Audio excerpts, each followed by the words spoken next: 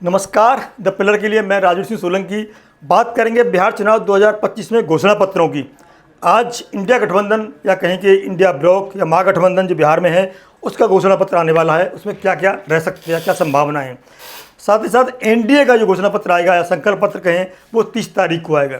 तेजस्वी यादव ने ये आरोप लगाया है कि हमारे घोषणा पत्र से चुरा करके एनडीए अपने घोषणा पत्र में शामिल करता है। उन्होंने कई घोषणाएं हमारी चुरा करके अपने में शामिल की हैं, ऐसा उनका दावा है। एक बड़ा आरोप लगाया तेजस्वी यादव ने कि हमारा यानी महागठबंधन का सीएम फेस, मुख्यमंत्री चेहरा तेजस्वी यादव बन चुके हैं सीएम। इधर का कौन है भाई? क्या सम्राट चौधरी बनेंगे, जीतन राम मांझी बनेंगे, उपेंद्र कुशवाहा बनेंगे, या चचा नीतीश कुमार बनेंगे, या चिराग पासवान बनेंगे, या कोई मंगल पांडे, अलग अलग नाम आ रहे हैं वो बनेंगे। कई तथ्य आ रहे हैं सामने कि बीजेपी के जो छोटे कार्यकर्ता हैं से लेकर बड़े कार्यकर्ता तक ये कहना है कि हम मतलब पिछलग्गू पार्टी क्यों रहें, सीट हमारी ज़्यादा आती हैं, वोट हमें ज़्यादा मिलते हैं, फिर हम जेडीयू के पिछलग्गू क्यों रहें। इसलिए अभी तक एनडीए गठबंधन ने सीएम चेहरा कोई भी घोषित नहीं किया है। उनका कहना है जो विधायक जीतेंगे वो तय करेंगे। चुनाव नीतीश कुमार के नेतृत्व में लड़ा जा रहा है, वोट यहीं पड़ेगा इनके नेतृत्व में, क्योंकि इनकी उम्र हो चुकी है और कई अस्वस्थता के कारण इनको सीएम फेस घोषणा करने में लोगों को लग रहा है शायद वोट बैंक तितर बितर हो सकता है बीजेपी का। लेकिन एक दुविधा ये भी है, अगर सीएम फेस नहीं घोषित किया नीतीश कुमार को तो जो जेडीयू का कोर बैंक है जो बीजेपी की तरफ शिफ्ट होना है सीट बंटवारे में, वो कहीं गड़बड़ तो नहीं कर देगा। क्योंकि सीएम फेस घोषित न करने से जो कोर वोट बैंक है जेडीयू का वो नुकसान पहुंचा सकता है। यही कारण था, पिछली बार देखा होगा ये दोनों आपस में ये अलग लड़े थे, चिराग पासवान तो जहाँ जेडीयू की सीट थी वहीं लड़े थे। जेडीयू की सीट तो कम हो गई, बीजेपी की बहुत ज़्यादा नहीं बढ़ी। को जेडीयू के वोटर है वो समझ गया था। तो वोटर खासकर बिहार का वोटर जागरूक है, बहुत ज़्यादा जागरूक है, समझदार है, ज्ञान और बुद्धि की धरती है बिहार। तो वहाँ का वोटर बड़ा सोच समझ के वोट करता है। ठीक है, जातिवाद का तड़का रहता है इसमें, किंतु इस बार पीके की बात बाद में करेंगे। ये पीके ने जातिवाद और सबसे ऊपर उभार के एक विकास का मॉडल तैयार किया है। बात कर लेते हैं राहुल गांधी, इसमें नहीं दिख रहे होंगे, देखो ये राहुल गांधी हैं, राहुल बाबा। ये और प्रियंका गांधी क्यों नहीं दिख रही बिहार में? जब इन्होंने यात्रा की थी तो बड़ा जोर शोर से कांग्रेस को जगाया था, ऊर्जा कर दी थी कि भाई तो कांग्रेस जाग गई है, हमें ज़्यादा सीट चाहिए। लेकिन बीच में गायब हो गए और कार्यकर्ता ठंडा हो गया और बिहार का चुनाव भी ठंडा हो गया। लेकिन तेजस्वी ने अकेले दम पर पूरे बिहार को जगाए रखा, थामे रखा और गठबंधन को बांधे रखा। सीएम फेस कहते हैं, मुख्यमंत्री चेहरा भी घोषित हो गया तेजस्वी यादव। किंतु राहुल गांधी और प्रियंका गांधी कहाँ हैं, कब करेंगे रैली? जब प्रधानमंत्री नरेंद्र मोदी और यहाँ फेस नहीं है और गृहमंत्री अमित शाह बिहार में एक के बाद एक रैली और सभा और रोड शो के लिए तैयारी कर चुके हैं। तो राहुल गांधी क्यों पीछे हैं? इसके पीछे कारण क्या है, क्या स्ट्रेटजी है उनकी? कोई ना कोई तो बात होगी। अदरवाइज जब बीजेपी और जेडीयू और अन्य नेता पूरी दमखम लगाए हुए हैं, चिराग पासवान हो या मांझी हो या कोई भी हो। एक और होता है, इन पर बड़ा आरोप लगा है इन्होंने सब रिश्तेदारों को टिकट दे दिए हैं। इन्होंने अपने जीजा साले भतीजे इन्होंने भी दी, बहू को पता नहीं किसी को टिकट दे दिए। ये आरोप लगाया कि भैया परिवारवाद का आरोप लगा रहे हो, तो यहाँ कहाँ गया परिवारवाद? इसी का आरोप है, जब इंडिया गठबंधन में विशेष तौर पर परिवारवाद का आरोप लगता है तो यहाँ भी गठबंधन में परिवारवाद चल रहा है। टिकट वितरण देखी होगी आपने, जो टिकट बांटी हैं 6 इनको मिली हैं, 6 इनको मिली हैं और 22 इनको मिली हैं, 100 इनको मिली हैं। तो ठीक है, बीजेपी की मान लेते हैं, परिवारवाद की बात अलग हो सकती है, लेकिन बाकी समझ है। तो तेजस्वी यादव जो कहते हैं वो कहीं ना कहीं सोच समझ के कहते हैं, ऐसा कहा जाता है। और जो आरोप लगाते हैं वो कहीं ना कहीं सटीक बैठता है।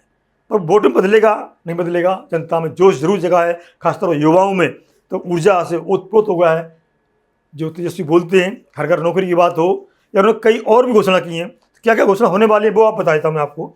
आज जिनकी घोषणा पत्र में सबसे पहले महिलाओं, गरीबों और मजदूरों के लिए फोकस रहेगा। महिलाओं की सुरक्षा सबसे पहला पॉइंट है, बता दूं आपको मैं। बिहार में जब सर्वे किया गया है तो सबसे बड़े 2 मुद्दे निकल के आए, बेरोजगारी जो पलायन से रोजगार से जुड़ा हुआ है पहला, और दूसरा महिला सुरक्षा। तो दोनों पर कितना फोकस रहेगा महागठबंधन का ये देखना होगा। तो इनका है कि पंचायत प्रतिनिधियों को भी मिल सकता है 2 गुना भत्ता।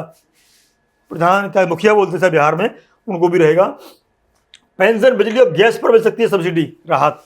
जब हर बार कहा जाता है एनडीए की तरफ से भी, हरियाणा में कहा गया था, राजस्थान में कहा गया था 500 रुपये का सिलेंडर देंगे, दिवाली होली पर फ्री देंगे, किंतु कितना मिला है? दिल्ली में भी कहा गया था, सबको पता है। आवास की गारंटी, व्यवसायियों के लिए भी राहत, पंचायत प्रतिनिधियों को मिल सकता है लाभ, जीविका दीदियों को मिल सकता है सरकारी दर्जा। ये बहुत बड़ी घोषणा करने वाले हैं जीविका दीदियों के लिए ये। और ये तेजस्वी का दाव चल गया तो बहुत कुछ बदल देगा ये। तो महिला वोटरों की संख्या, पढ़ने वाली संख्या ज़्यादा है, महिला वोटर वाली कम है, पढ़ते पुरुषों से ज़्यादा वोट हैं, क्योंकि पलायन के कारण कुछ लोग नहीं आ पाते। इसलिए इस बार जो वोटिंग रखा गया है, छठ पे सब लोग घर आते हैं, उस हिसाब से रखा गया है कि छठ पे घर आएंगे तो वोट डाल के ही जाएंगे। ये सोच समझ के वोटिंग रखा गया इस बार। और उन्होंने कहा है कि भाई बहन मान योजना है जो, ये भी कारगर रहेगी हमारी, ऐसा उन्होंने कहा गया है। तो ये आज संभावनाएं महागठबंधन की तरफ से घोषणा पत्र में सम्मिलित किया जाएगा। देखना हो 30 तारीख को क्या इस घोषणा पत्र की नकल होगी या एनडीए गठबंधन कुछ नया विकल्प लेके आएगा या नया संकल्प लेके आएगा, अब बिहार के लिए कोई नया रोड मैप लेके आएगा। बार बार बात करते हैं एआई आधारित, यानी आर्टिफिशियल इंटेलिजेंस के आधारित उद्योग लगाएंगे हम, क्योंकि बिहार का युवा बड़ा तेज है, तार्किक बुद्धि का है, उसके लिए यहीं पे नौकरी मिलेगी और कंप्यूटर की नौकरी मिलेंगी, एआई आधारित नौकरी मिलेंगी, तो ज़्यादा विकास होगा बिहार का, ऐसा बताया जा रहा है। तो कब आएंगी किंतु ये, क्या उसके लिए इंफ्रास्ट्रक्चर है, क्या व्यवस्थाएं हैं उसके लिए? ये भी बहुत बड़ी बात है। कहना बहुत आसान है, क्योंकि व्यवस्था करना बहुत मुश्किल है। नोएडा कब से बस रहा है? एनडी तिवारी के मुख्यमंत्री हुआ करते थे यूपी के, अब आकर के मतलब वहाँ पे सॉफ्टवेयर उद्योग पनपना शुरू हुआ है। सोचिए आप, पनपा नहीं है, पनपना शुरू हुआ है। टाइम लगता है चीज़ों में, कहना इतना नहीं है। अब बात आती है थोड़ी सी और फेस की बात आती है। अभी तो सीएम फेस नहीं बनाया गया, ये सबसे बड़ी दुविधा है। और बार बार तेजस्वी कहते हैं कि भाई सीएम फेस कहाँ है तुम्हारा, सीएम फेस कहाँ है तुम्हारा, ये सबसे बड़ी दुविधा है। ये कहीं ना कहीं नीतीश कुमार, गृहमंत्री अमित शाह ने साफ साफ कह दिया था कि हम सवाल किए जाने पर विधायक मिलकर के चुनेंगे। दूसरी जो सबसे बड़ी बात आती है वो आती है, वैसे यहाँ पे ये बता दें कि सीएम फेस के लिए कहीं ना कहीं बीजेपी ने अंदरूनी ये मान लिया है कि एनडीए के साथ इंडिया गठबंधन बरकरार रहेगा, यानी जेडीयू से मिलकर ही तय करेंगे हम, इससे बाहर नहीं जाएंगे। अन्यथा पार्टी का जो वर्कर है वो भी निराश ना हो और गठबंधन ही बना रहे, इस तरह का चेहरा रखेंगे। दूसरा, इंडिया के लिए, इंडिया गठबंधन के लिए मौका है। जेडीयू के लिए सभी सार्वजनिक सभा में बहुत मुखर तरीके से बता रहे हैं कि नीतीश कुमार मुख्यमंत्री बनेंगे या नहीं बनेंगे। तो इसके लिए सबसे इंडिया गठबंधन के लिए है, इंडिया गठबंधन बार बार मुखर होकर के, इंडिया गठबंधन मुखर होकर के इस बात को बात कर रहा है कि तुम्हारा चेहरा कहाँ है, कौन सीएम होगा, कौन किंग होगा, कौन कुर्सी पर बैठेगा, किसके सर पर ताज होगा। इससे दो फर्क पड़ सकते हैं, घोषणा करने से और न करने से। न करने से ये लगेगा, ये कहेंगे भाई इन पर तो कोई डबल इंजन सरकार की बात करते हैं, इंजन चलाएगा कौन, है ही नहीं, इंजन चलाएगा नहीं तो पॉलिसी जो घोषणा करेंगे, संकल्प पत्र लाएंगे, उसे लागू कैसे करेंगे? नीतीश कुमार हों या तेजस्वी हों, ये एक दूसरे पर इस तरह की बातें जरूर करेंगे, पर संभावना वोटरों के ऊपर है कि वो क्या खोजेंगे, किसमें क्या खोजेंगे। साथ साथ प्रशांत कुमार भी तीसरा जो मोर्चा लेके उभरे हैं और 243 सीट पर अपना झंडा गाड़ रहे हैं, वो भी कम नहीं पड़ रहे हैं, युवाओं से बहुत जुड़े हुए हैं। और जो रोड मैप तैयार किया है, आजकल तो ये लगता है कि शायद सबसे ज़्यादा भीड़ उन्हीं के साथ हो रही है।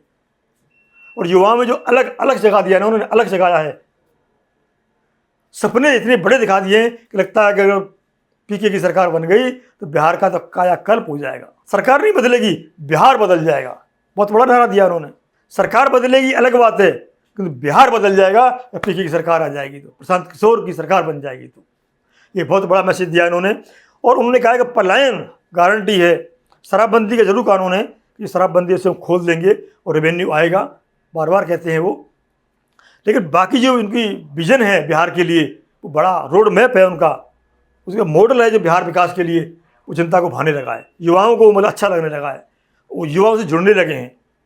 और जो भीड़ जुड़ रही है ना, इसलिए जुड़ रही है कि उन्होंने जनता से कनेक्ट किया, युवाओं को कनेक्ट किया है कि बिहार का जो विकास का मॉडल तैयार कर रहे हैं वो शायद युवाओं को विश्वास होने लगा है कि ऐसा बिहार बनेगा तो बिहार वाकई में विकसित हो जाएगा, पलायन भी रुक जाएगा, सुरक्षा, महिलाओं की सुरक्षा भी हो जाएगी, बेरोजगारी मिट जाएगी, और जो भ्रष्टाचार है वो भी मिट जाएगा, शराब की ब्लैक होता है वो भी रुक जाएगा।